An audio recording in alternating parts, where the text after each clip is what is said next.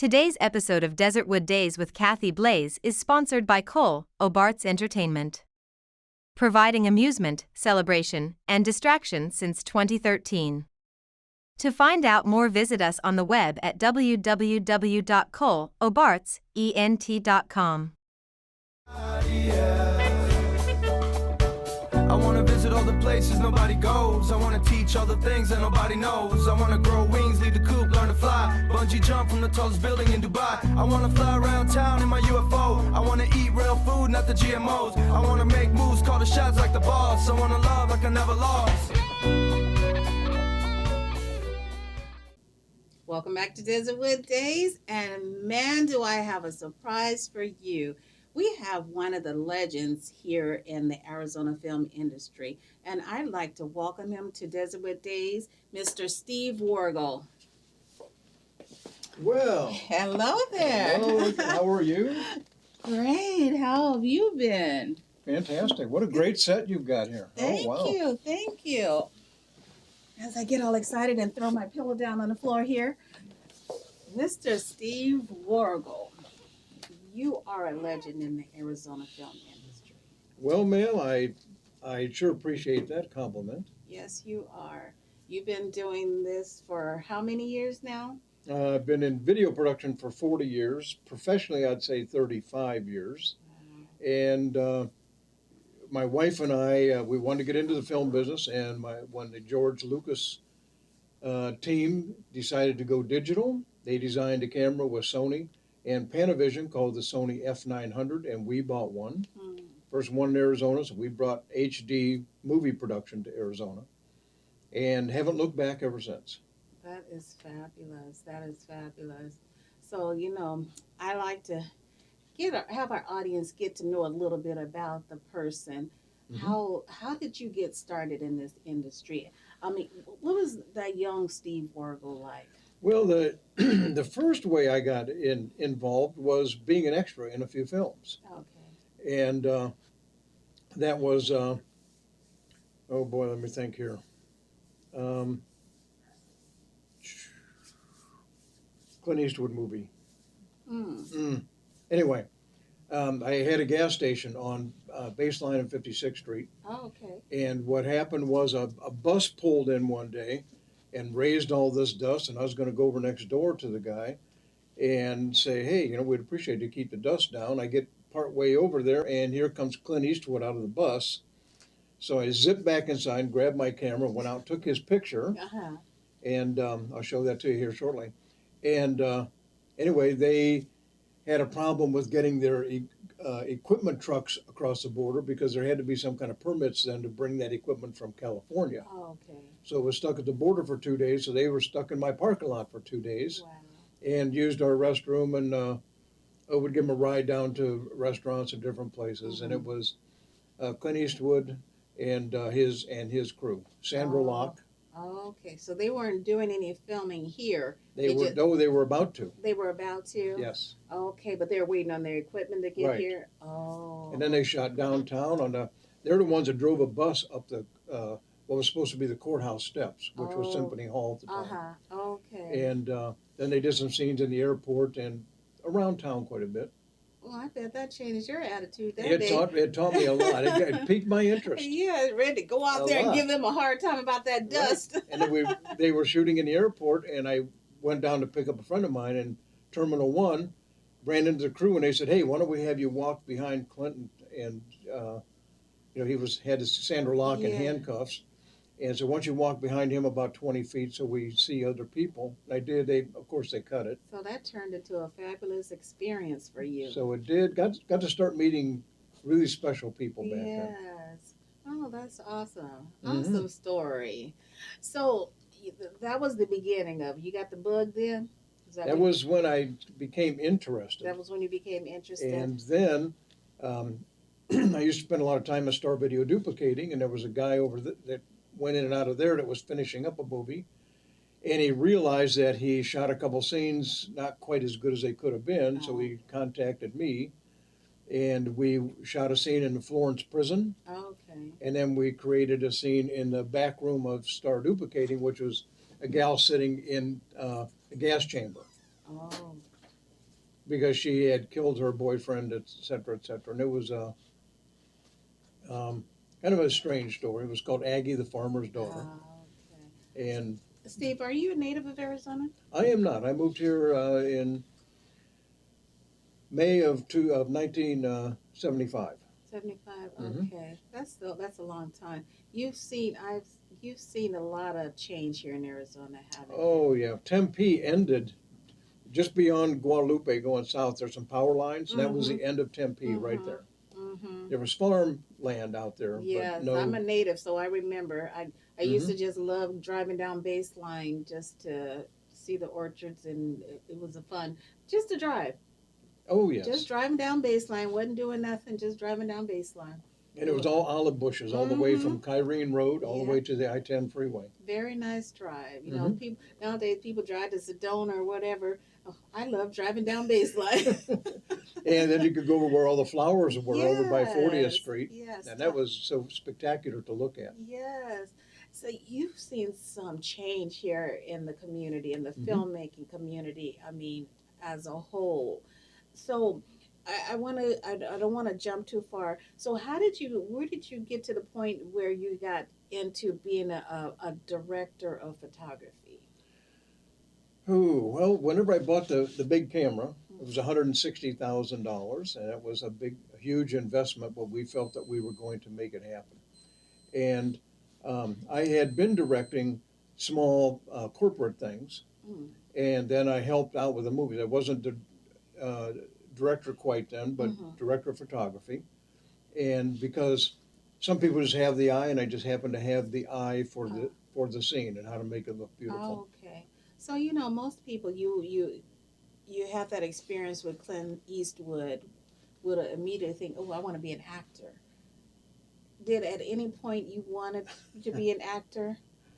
Well, I was an actor and kind of a background character in Used Cars and several other movies. And we actually did a scene in Used Cars. They hired me and a friend for us and our Harleys, and we looked at Mm-hmm. the bikers. I had a beard back then and some longer Mm-hmm. hair. And there was two gals that were there. One was the assistant director's mom, and they were dressed as Catholic nuns. And we kind of got to talking to them. So every time the director walked by, here we are, these two bikers talking to these nuns.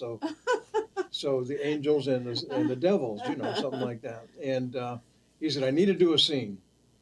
So what he did was the nuns were standing there with their hot dogs, Mm. and this was they broke it. Where these guys had broken into like a Super Bowl broadcast and advertised their used car lot. So a bunch of people flocked to the car lot. So here's these two nuns with hot dogs. And then these two nasty bikers kind of walk up next to them, and we look at them and look at their hot dogs, and we got our Coors Lights in our hand, and we reach over and grab their hot dogs because we're just mean, because Just mean, huh? So we take a bite, and they looked at each other and looked at us and grabbed our beers and slammed them down. They cut the scene because one of the producers said it infringed too much on the Catholic Church, Oh, and it okay. belittled them, so they Oh, whacked it out of there. But I oh, got pictures. yeah. It was fun. It was fun. Hmm. Okay, so then I'm still trying to get where did you so you just decided one day, you know what, I like what the DP is doing on set, or you just being observant as to what they were doing on set? Well, once I had the camera, people started calling me and renting the camera. Okay. And they figured because I owned the camera, I knew how to operate the camera. Oh, So I okay. started as kind of operating. And then after they saw that I had managerial qualities, Okay. that they boosted me up and boosted me up until I became a director of photography. Okay. So you're a director of photography, but that's not all that you do. What else is it that Steve is known for in this film industry? Oh, in the film industry. Well, producing other people's films. Mm-hmm. We have one right now that is called Romans Road, and it's been on Amazon Prime. Okay. We shot it in 12, and it's been on Prime since 13. Oh, okay. The movies that we shot back before that were The Controller and The Hoax. Mm. And The Hoax has been on Netflix ever since 2006, Okay. and it still is. Now, there's two movies. One has Richard Gere in it, Uh-huh. and ours does not. Okay. So if you're looking, it's about the Phoenix lights. So there's a Phoenix skyline on the album cover, Uh-huh. DVD cover, and a circle of lights to let you know. Okay. But I started winning awards for all those, so it just kind of, people hire the award-winning DP. Right, right. So that's where I've kind of Hmm. That's pretty. settled down right there. We've got a Right. movie coming up in January that Is we're this your shooting. movie or This are will you be for Shelby Elwood, Okay. and it's called Write What You Wrote. She did a short, and the short was very successful, so they decided to do a feature. Yeah. And it's going to star Donnie Most. Donnie Most was Ralph Malph Oh, okay. in Happy Days. Yes. And I shot a movie 2 years ago called Cult Cartel. It was an anti-polygamy movie that we shot in the polygamy capital of the world, Colorado City, Arizona, Was that right on? up on the Utah border. Uh-huh. And Donnie Most was also the star of that film. That is so exciting. I haven't heard his name in forever. Well, he was kind of a sub-character when the series came out, but he became a lot more connected with Fonzie and Anson Williams, Mm-hmm. Mm-hmm. and it brought him up. Then they realized he had a lot of other talents. Right, right. He's a great singer. He does concerts all over. I see him all the time winning awards for small films. Right, right. Very talented guy You and know very what? friendly. Sometimes it takes time for people to see that you have other talents. Mm-hmm. That is awesome. So you guys are doing that filming all here in Arizona? I believe 100% of it will be here in Arizona Okay. because we're looking at the new tax incentive. Okay. Okay. So I just want to talk a little bit about the tax incentive, not a Mhm. lot about it. I know everyone's been all over that, but I know you've been the trailblazer on that, really working hard at doing what you can do to get that here in Arizona. So are We you, spent 10 years putting yeah. this together, and So are you pleased with where we're at right now, or what you have? well, we have a tax incentive. It has the law crafted by the legislature is basics. And what we're doing now is it's now in the rules process. And it'll be in the rules process until September of 23, and Okay. that's when it'll all kick in and take effect. But whenever we had a tax incentive before, there was one company that signed on. They went to the state and lied about how much money they had, and Mm. that they were ready to do their movie. And because it qualified, the state assigned all the money to them. Didn't give it to them, but it assigned that to them. Oh, okay. That kept the rest of us from applying. Well, those people never had the funds, Oh, okay. and that's where one reason the tax program back then fizzled was because of that. We needed a rigid set of rules so everybody had guidelines to go by, Mhm. and we knew that they were all for real. Okay. But we can produce for real. We've got some great people here in this town that can produce good movies. That's great. That's great to hear. And Mhm. you're one of them. I try to be. Yes, you're one of. We do. I mean, one of our previous guests. I mean, we've seen that over the last few months, and people they were talking about people weren't working, people weren't spending during the time of COVID, but people were still working, especially in the film industry. People were still out there making films, doing talk shows. Right. People were still out here doing things. So it can be done. It can be, yes. It can be done. So, Steve, you've been doing this for 40 years and probably doing it for another who knows how many years. What would you like to, where would you like to be in 5 years? What would you like to be doing in this industry? Oh, well, I've got one feature film that's halfway done. We ran into a lot of issues with some of my cast and crew became ill. There was a couple suicides, which are horrible, and there was some cancer. Took a couple of my main characters, so we've had to take the entire film and compress it down to the first two acts, Okay. and then we've got to kind of go into something very violent happens. Everybody hides, and then 8 years later we resume. So I'm kind of starting with 4 of my prior people, Okay. and then they'll carry it through to the end. Okay. That's always hard when you lose some of your main characters. It is difficult. We've Yes. got some rewriting to do and some Right. finagling to do to get them into the movie because they weren't. We hadn't shot one of our primaries, we hadn't shot her introduction in the film. You know, like, hey, this is so and so. Right. She was Right. supposed to be the head of a station like this, Mm, and um, we never shot that scene because the person introducing her lives out of town. okay. So we were waiting for that person, and my actor Yeah. I'm um, sorry to hear got that. to the end there, and it That's was. always sad when we hear these stories.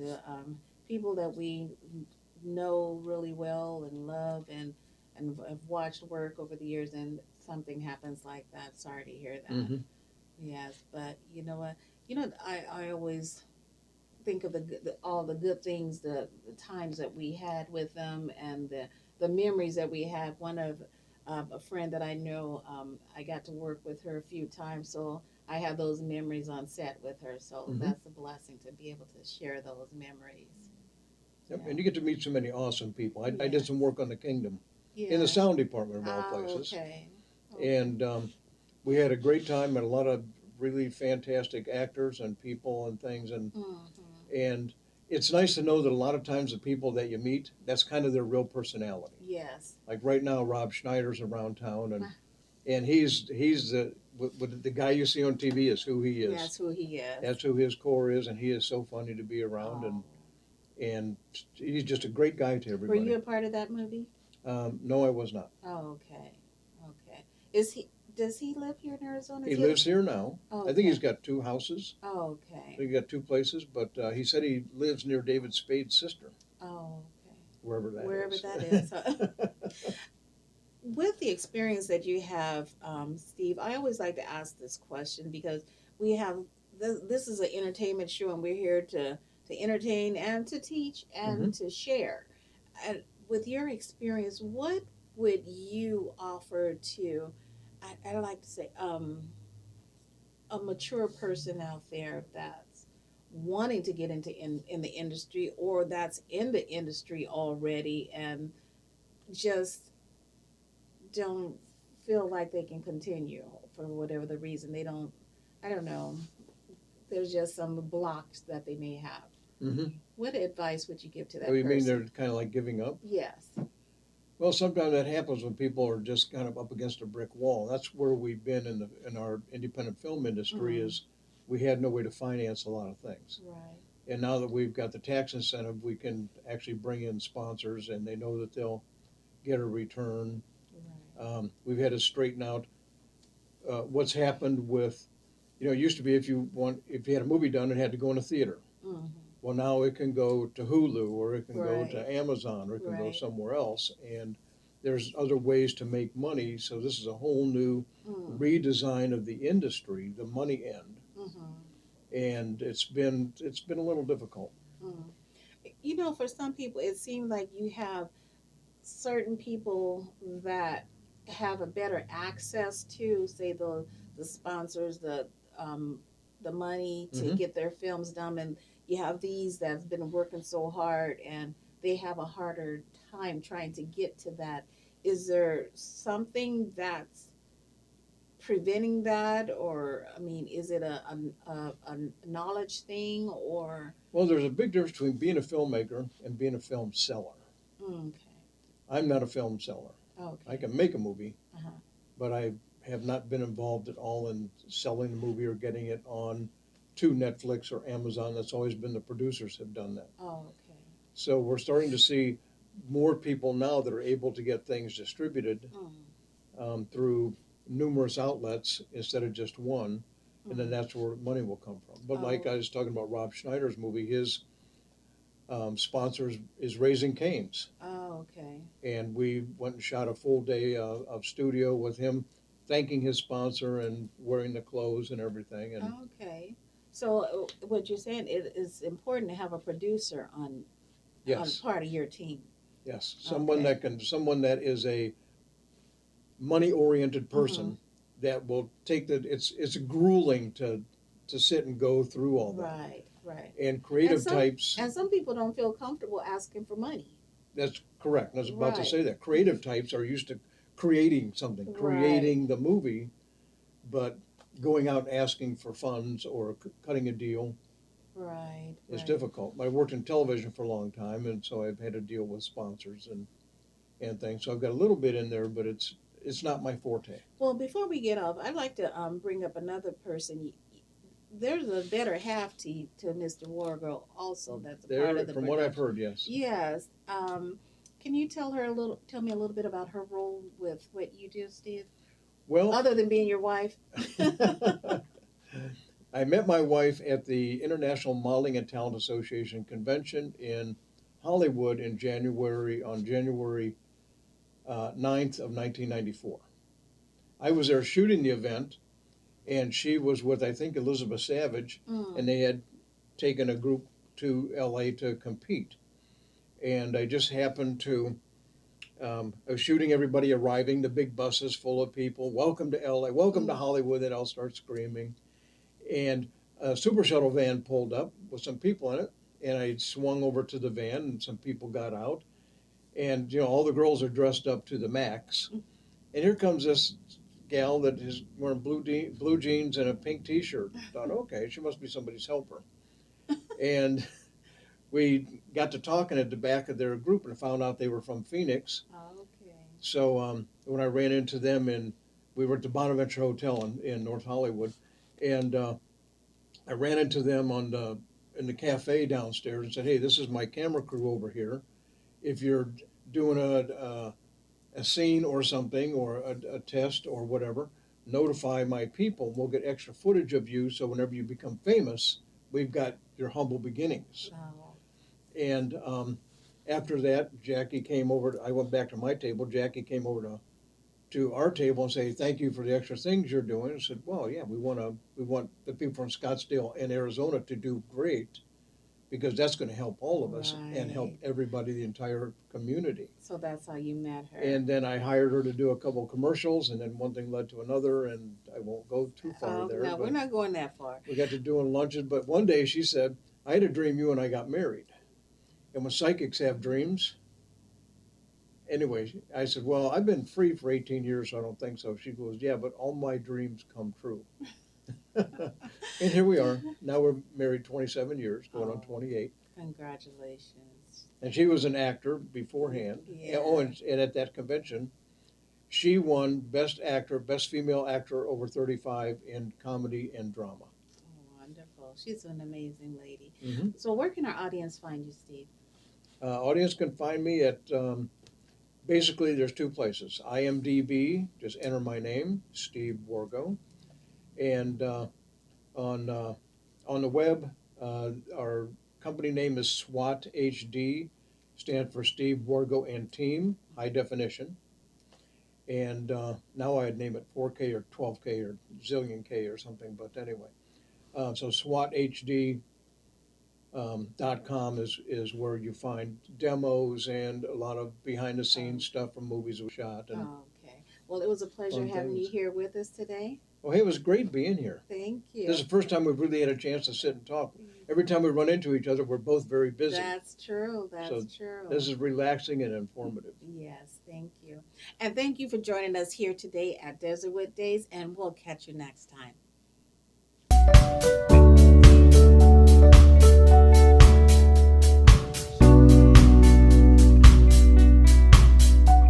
Today's episode of Desertwood Days with Kathy Blaze is sponsored by Cole, Obarts Entertainment.